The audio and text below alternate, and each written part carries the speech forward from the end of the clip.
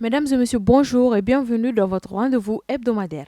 Par le décret numéro 2021-08-23 PM-RM du 19 novembre 2021, le gouvernement malien a créé une commission d'enquête sur les occupations et démolitions de la zone aéroportière de Bamako-Senou.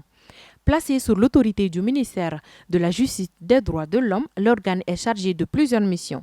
Cette commission d'enquête a pour mission de mener une enquête administrative sur les occupations et les démolitions de la zone aéroportière de Bamako-Senou. Parmi tant d'autres filières des universités de Bamako, les étudiants de la faculté des sciences techniques font parler d'eux suite à un malentendu qui s'est confiné en des échanges de tirs. Ce lundi 29 novembre 2021, la situation a pu être maîtrisée par l'intercession rapide des éléments de la 4e arrondissement de la police de Bamako.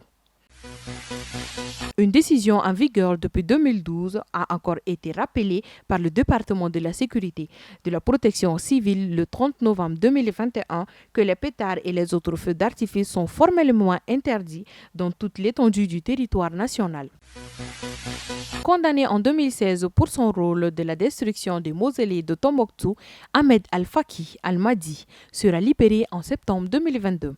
Jeudi 25 novembre, la Cour pénale internationale CPI a déclaré avoir réduit de 2 ans la peine de prison du djihadiste malien Ahmed Al-Faki Al-Mahdi, condamné en 2016 pour son rôle de la destruction de mausolées protégées à Tombouctou. La chambre d'appel de la Cour, basée sur la Haye, a décidé de réduire de 2 ans de peine initialement fixée à 9 ans, a déclaré la CPI dans un communiqué ajoutant que cette peine sera donc purgée au 18 septembre 2022.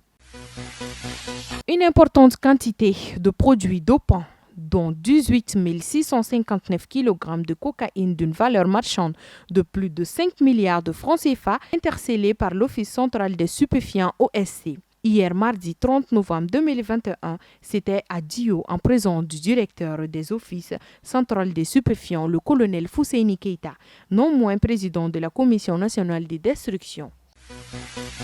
La Maison de la Presse a initié un atelier de finalisation du cadre judiciaire et le règlement des médias le lundi 29 novembre 2021 dans un hôtel à la place de Ségou. Cette rencontre de 4 jours a pour objectif de montrer la volonté personnelle de l'information, de la communication et contribuer à la mise en place d'un environnement judiciaire propice pour leur métier. Grève de 72 heures pour atteindre à la liberté syndicale de l'amélioration du plateau technique. Le personnel du CHU.G observe une grève de 72 heures les jours suivants, le mercredi 1er décembre 2021, le jeudi 2 décembre 2021 et le vendredi 3 décembre 2021. Le service minimum assuré par les équipes et les gardes des services. Merci, c'est tout pour votre rendez-vous hebdomadaire. À la prochaine.